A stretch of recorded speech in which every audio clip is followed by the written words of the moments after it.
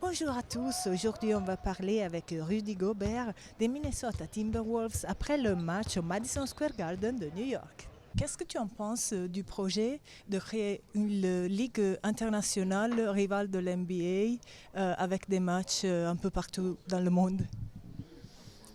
Je pense que ça peut être une très bonne idée.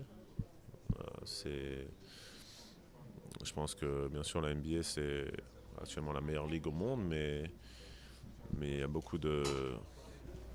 il y a énormément de talent partout dans le monde et il y a de très belles villes, très beaux endroits aussi, euh,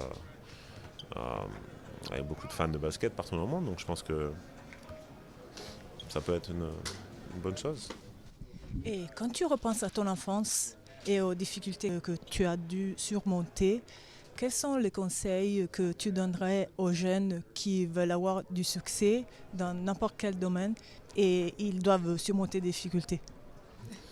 Moi, je dirais croire en toi, même si personne d'autre ne croit en toi, toi-même croire en toi et, et choisis ce que tu veux vraiment. C'est-à-dire, et de la discipline de travailler plus dur que les autres et de vraiment voilà, continuer d'apprendre et continuer de sacrifier pour réaliser tes rêves. Comment tu peux décrire l'évolution du basket de 2013 à aujourd'hui dans l'NBA? Bah, le jeu évolue énormément. Je pense que la vitesse, euh, le- le- la vitesse est beaucoup plus élevée. Je pense que maintenant il y a les grands shootent beaucoup plus qu'avant. Donc les joueurs il y a beaucoup plus de 5 de centers qui shootent à 3 points.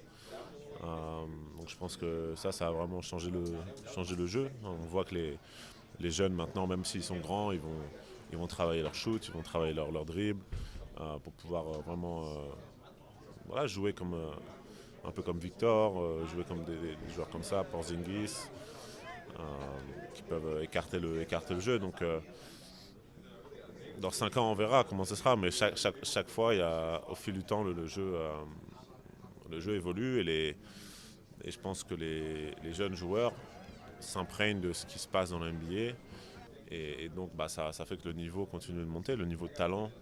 Pour moi, le niveau de talent n'a jamais été aussi élevé que maintenant.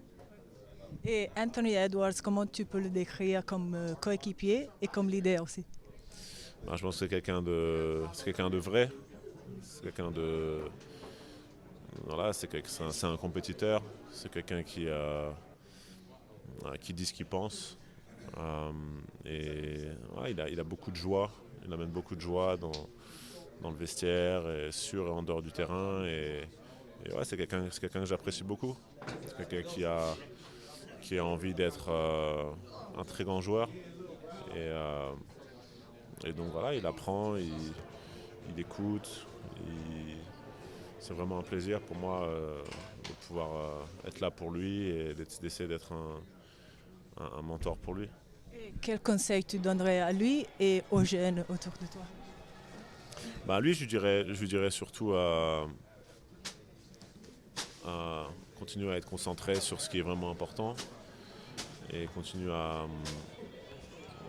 le travail et tu seras, quoi qu'il arrive, un très bon joueur, un bon joueur, une star, mais il peut être aussi une superstar et une superstar qui va gagner beaucoup de titres s'il le veut, mais c'est plus dur, ça demande plus de sacrifices. Et c'est est-ce qu'il veut être ça ou pas?